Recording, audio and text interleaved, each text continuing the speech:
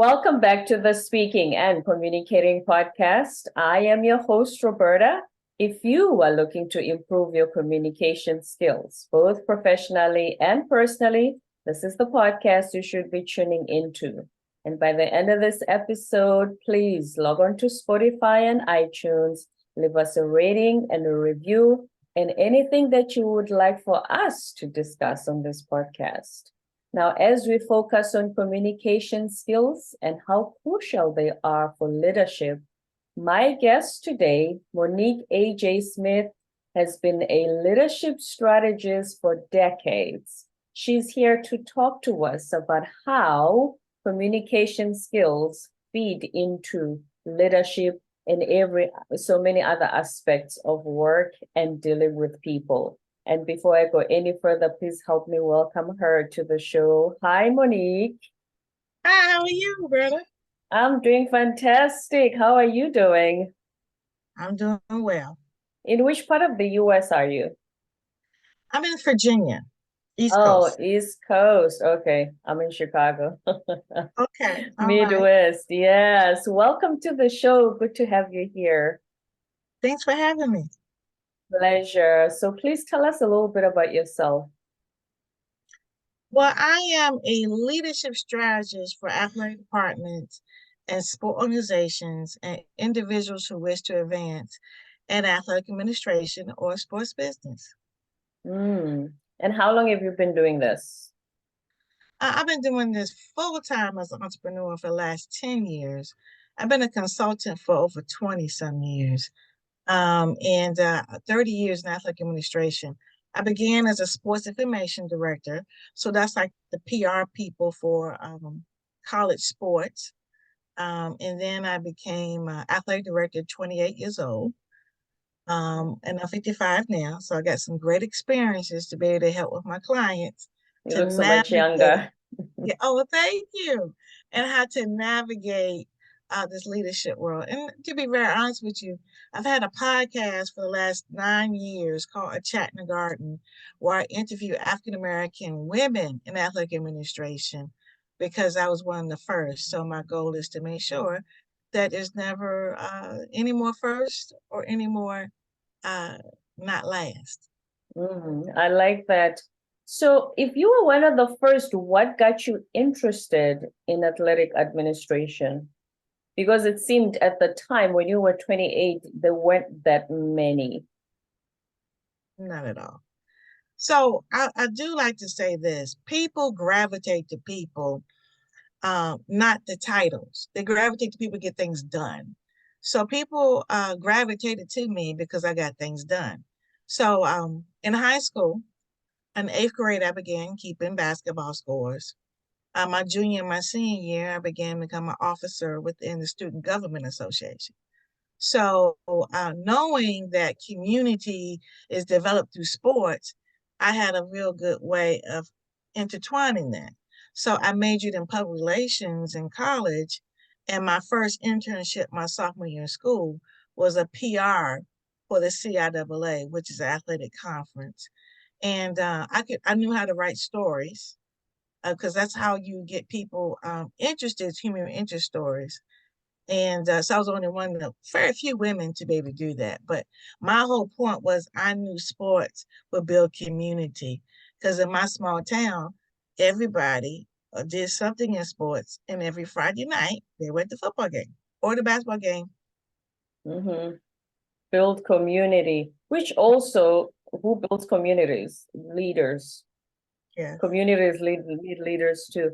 So when you started, so you said you were keeping score when you were still in school, but how did you know that this is something you can turn into a long career? I didn't. I majored in PR. So my thing was about promotions. I actually did internships at BET, my local CBS station, in promotions and how to gain about community. It just so happens that became an opening because again, the title was a PR intern. It just happened to be in athletics. And because I had a background in sports as it relates to being an administrator, promoting, I was like, okay, I'll do it. Well, it was four of us. I was the only woman. The rest of them were three guys. And I saw what the career of sports information did. And so I like the fact that they're promoting. I'd rather be on the promoting side than on the media side. And it was interesting enough because I was torn between three areas. I was going to be a PR person for a college in Mississippi, a producer for a local television station and promotions, or SID, Sports Information Directors.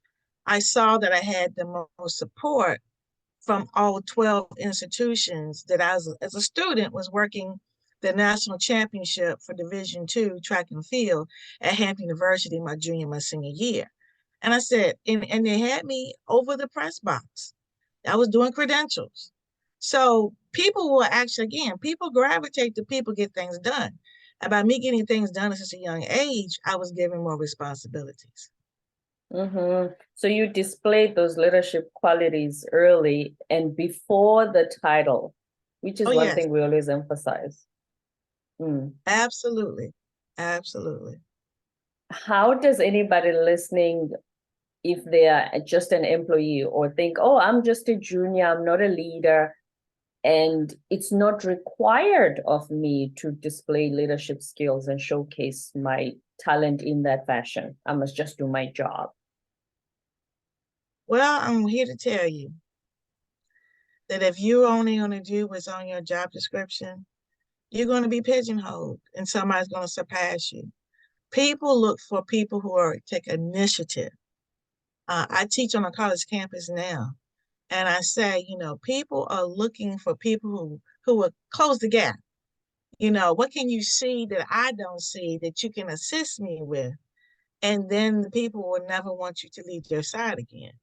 And that's basically what I did 30 some years ago. And that's definitely what I tell my students and my clients. If you become that person people can rely on, when you do what no one else wants to do, you're making a way for yourself. That's how you stand out, and like you said, you can be relied on. Absolutely. Mm-hmm.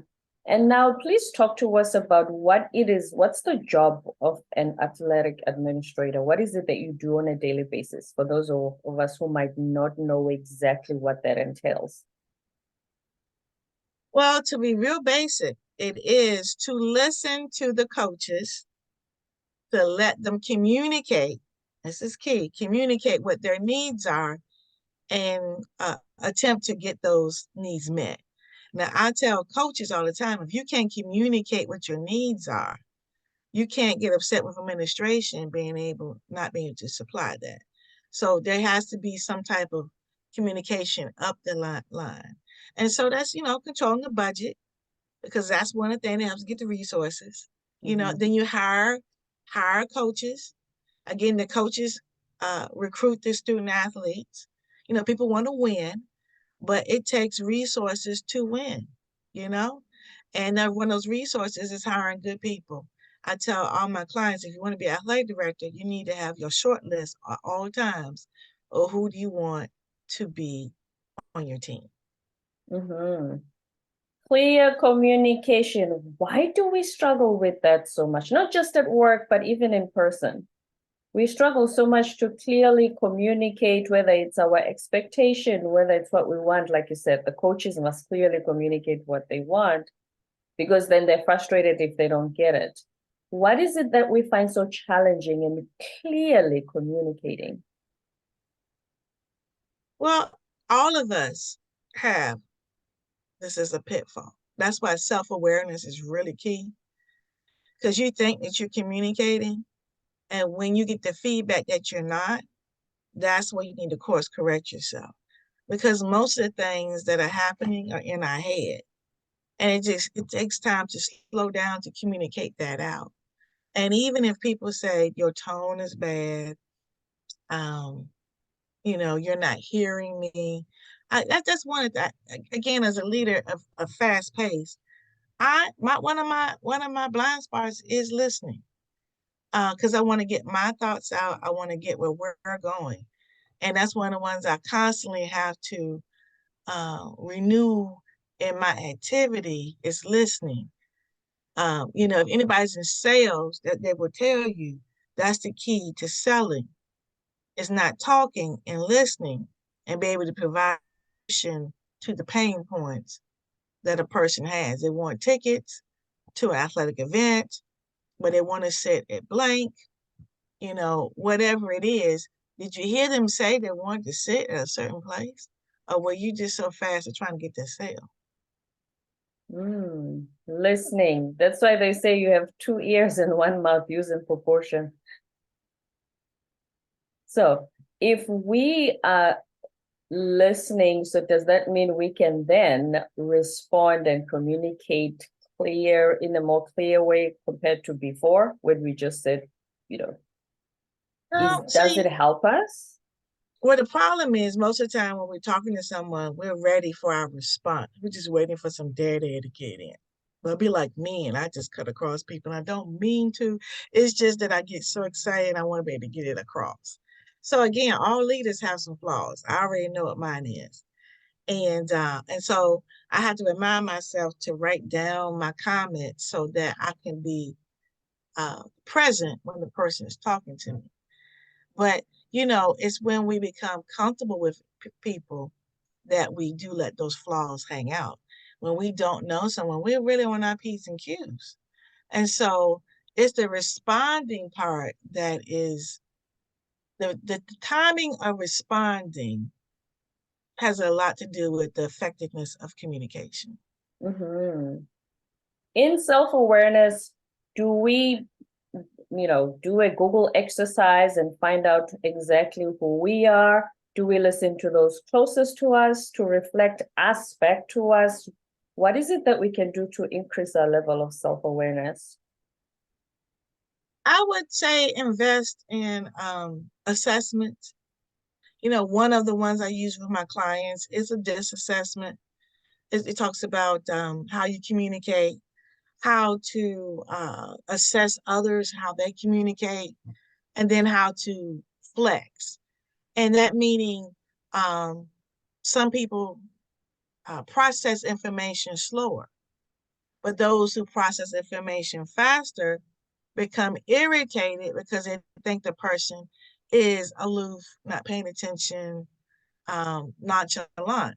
No, the person is taking it in, playing it over in their head.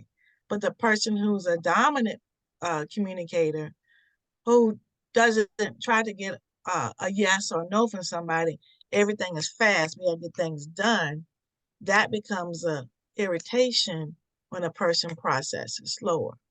So recognizing the most important thing is to be heard. The fast-paced person has to slow down so the person who is slow processing can get it. So one of the things I like to do is, can you repeat back to me what I said? Because I'm a fast person. So to make sure the person got it, I said, repeat back to me, what I said. So that you are on the same wavelength and they interpret it exactly the way you had intended. Mm-hmm. Yeah. And then if you are a leader and there's conflict, what are some of the best ways to handle conflict when dealing with, be it coaches, be it those you work with, be it the student athletes?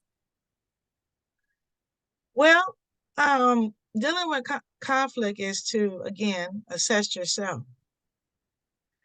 There's another activity that I do called Gung Ho with staff members. And one of Gung Ho is about the way of the squirrel, way of the beaver, and the way of the geese. So the way of the beaver is what I want to concentrate on, right, to answer this question. So when beavers build a dam, they have all types of instruments, twigs, mud, all that kind of good stuff.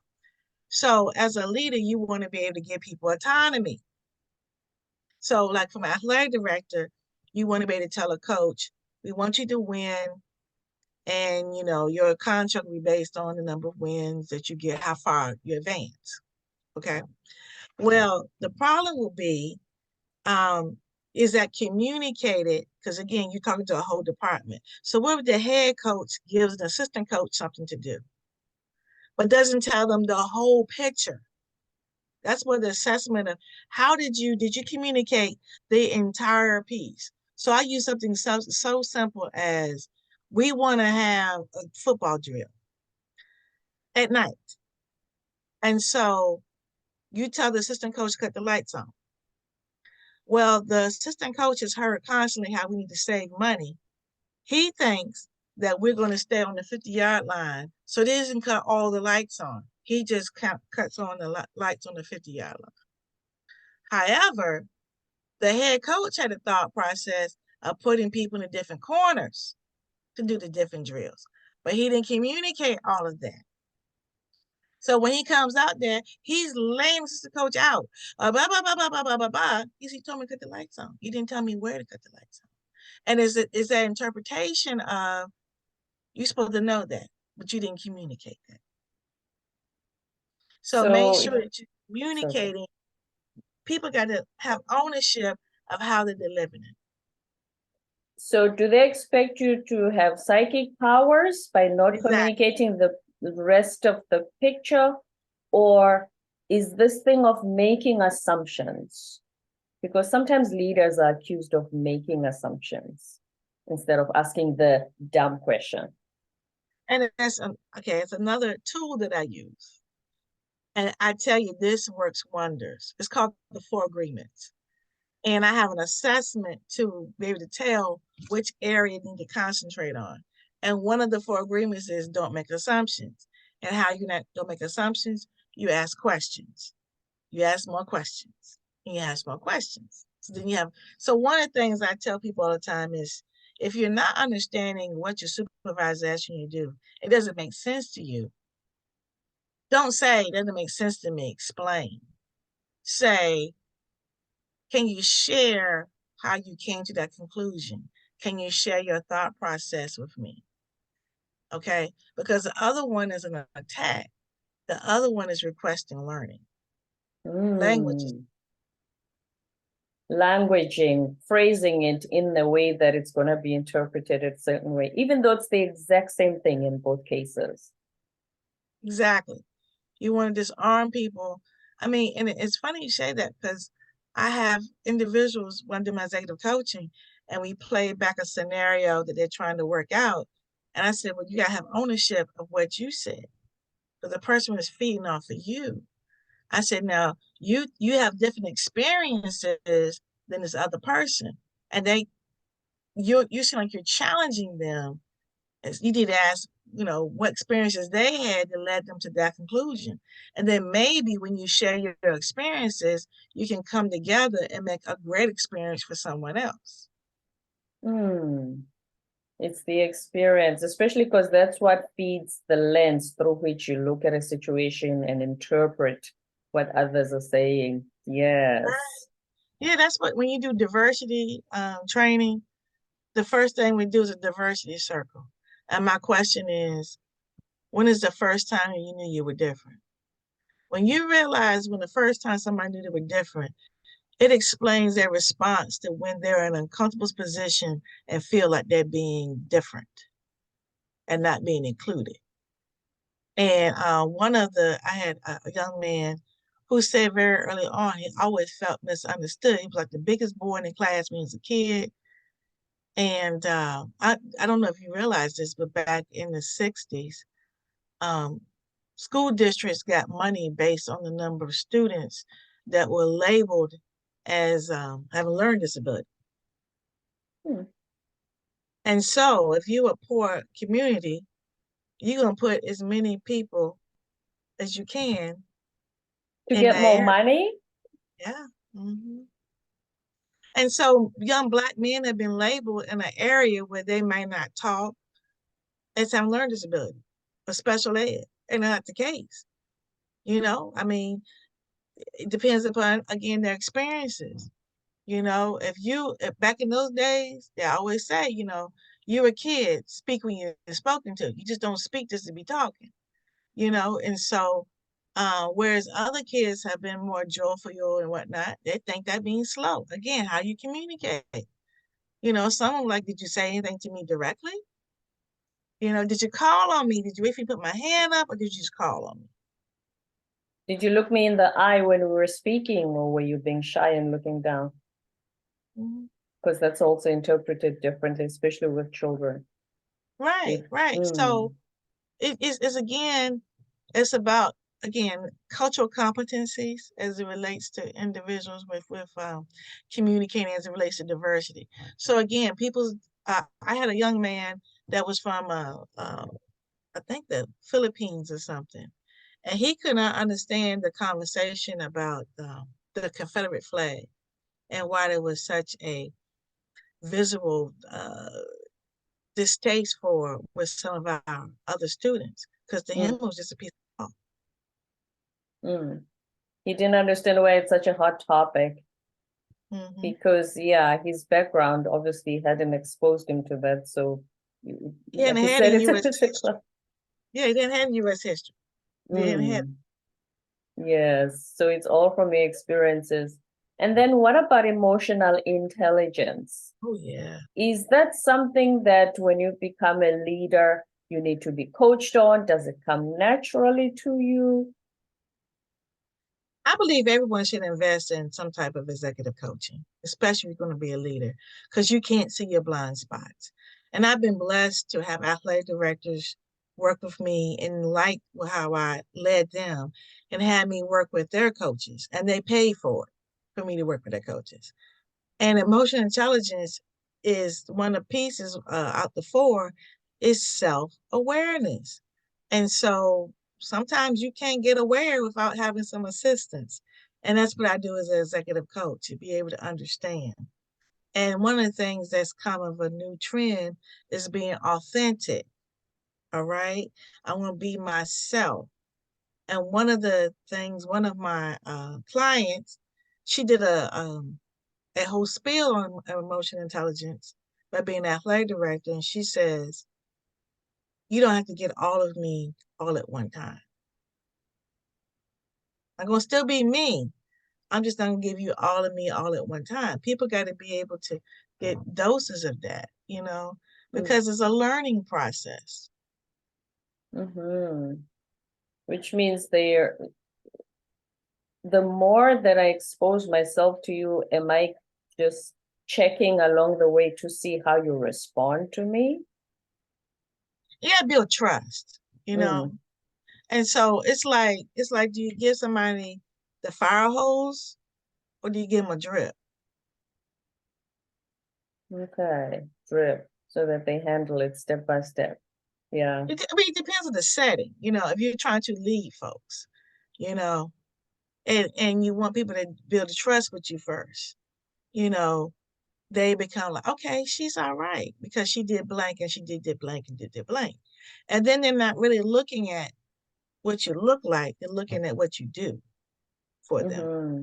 And how safe they feel in your presence. Yeah, yeah. And so, and the more that you share, the more that they will share. And then you can really be able to interpret what's the best way to supply you the resource that you need. You know, maybe you're not, I'll be honest with you, it's kind of ironic. Most high powered leaders, let's be honest, high achievers looks depression is different. So a person who's a high achiever will stay so busy so they don't have to address or slow down to deal with whatever is the problem. And by me having this happen to me early in my career, I'm able to recognize that and be able to say, you need to slow down. So, such as you can't find your keys every time it's time to go. Mm. Now, you know, your budget at work is tight, but you forget to pay your bills at home. You know, you constantly stay on the go because you really just don't feel comfortable about being by yourself at home because you don't have personal life. And just sitting and just being without all the, I gotta do this, I gotta train, I gotta do this, I gotta coach. Just being. You know, when they say be in the present, we're in the Well, present moment. that's difficult, especially when you have a lot of people dependent upon you. Another thing that has to be done is you got to delegate and got to let go of perfection, which goes to the other four agreements. Always do your best. People who have the part about being perfectionists, they don't want to delegate, and then they're weighed down, they're overwhelmed. The only way that you can be lifted up is to pass on. And so to pass on, you got to build trust with people, and you can't be upset they don't do it the same way that you would do it. If that myth, is it a myth, perfectionism, or is it a real thing? Are You people really that perfectionist? can't reach perfection. It's impossible. That finish line moves because each time you do something, there is an improvement that happens, or something learning happens. Mm, You'll never reach perfection. It's no, you can reach for excellence, but you can't reach for perfection. excellence rather than perfection. So, Monique, you are the host of Chat in the Garden podcast. Please tell us a little bit more about it. Well, again, I began 9 years ago interviewing Black women in athletic directors position. It was twofold. One was to be a billboard for others who want to be an athletic administrator. What does it take? It's a career podcast. And then secondly, and more importantly, was to highlight the women in these positions because I heard people would have grants to hire women of color, and they would say they don't know where they are. I said, okay, I'm gonna fix that. 9 years time, how many weeks in a year? 52. Yeah, I got a whole vault with whatever you're looking for, you can Mm-hmm. pull from. And so it became a twofold. And so I say, well, significance blooms. And so it's more like a call that you are significant wherever you are. Even if you don't feel like others appreciate you, in the garden, you are blooming, you're a blooming leader. Please say that again. That's so beautiful. Thank you. So where significance blooms in athletics and sports. And so in the garden, you are a blooming leader. Mm-hmm. And you can bloom wherever you are. It doesn't mean you Yes. need a title. Oh yeah, yeah, Mm. yeah. Yeah, I mean, again, it's about experiences. You determine why a person responds the way they do based on their experiences in life. And so um, when you share that, you build trust. Mm. Back to that point about trust and the administrator being the one that, so are you the one that opens the door first and they show you a little bit of their authenticity, and are you the Mhm. one who goes first, or they go first, the athletes? Well, again, I deal with the coaches, Oh, sorry, the coaches. right? So do you Yeah. go first? Who goes first in order to start building this trust? Well, it's a twofold. Mm. And I've been using another book of John Maxwell. It's called The Leader's Greatest Return. Oh, yes. And he mentions, if you're having a meeting, he says to cast a vision first, listen to your tribe. Listen to the individual at the table first. Because again, what will happen is you get conformity. That the people who want to be like they want to be yes people to you are going to agree with you, even if they don't agree with you. But if you let them talk first, then you better see who are truly on the team and who can you be able to utilize to delegate. Because again, Mm. I told you, delegation is key. Yeah. And when you know their honest thoughts, which they're willing to share, if you don't lay out the agenda first, Right. There you go. you can then, yes, drive the vision forward. Because I think a lot of the time when they agree, they think, I don't want to disagree and jeopardize my job. Right. And listen, Mm. 2023 and beyond, it's the disruptive leader that's going to win. Can you say Netflix? Can you Oh, say Uber? The person has to feel comfortable to come out with this out of the box disruptive thought process. And so you have to set that culture, that piece. the disruptive leader is going to be the one going forward. Do you have anything that you wanted to share today with our listeners that I may have not asked you yet? Well, I will share this. If the high achiever leader resonated with you, I really would suggest that you check out my chapter in a book where I talk about how I didn't recognize and how I hit a wall literally and figuratively. And then when I recognized it and I got assistance, that I think all leaders should have therapy because you don't know your blind spots. I mean, invest in something. But again, if you do the therapist, you probably have that in your insurance. And that would be someone that can help you be able to guide your team in a way that you can't see. And so I wrote a chapter called publicfiguremass.com is Mhm. where you get it. But it talks about how, more importantly, because they're talking about leaders, you can go straight up the mountain and be up there all by yourself. I really suggest that you spiral up the mountain to experience all four seasons of your life. And you can get Spiral up the mountain. Sorry, go ahead. yeah, that's why I talk about all of that in Public Figure Mass. So it's www.publicfiguremass.com. It covers my athletic and administrative journey. And after I did this self-reflection, self-awareness of myself, I knew my triggers and my career soared. Know your triggers and your career will soar. I like that. Words of wisdom from Monique A.J. Smith, the leadership strategist. Thank you so much for being on our show today. But before you go, please give us your other websites in addition to the one that you just mentioned about the book. Oh, okay. Well, I like to talk on LinkedIn. So find me Monique A.J. Smith. My website is www.seedsofempowerment.info, where I can schedule for workshops, one-on-one executive coaching.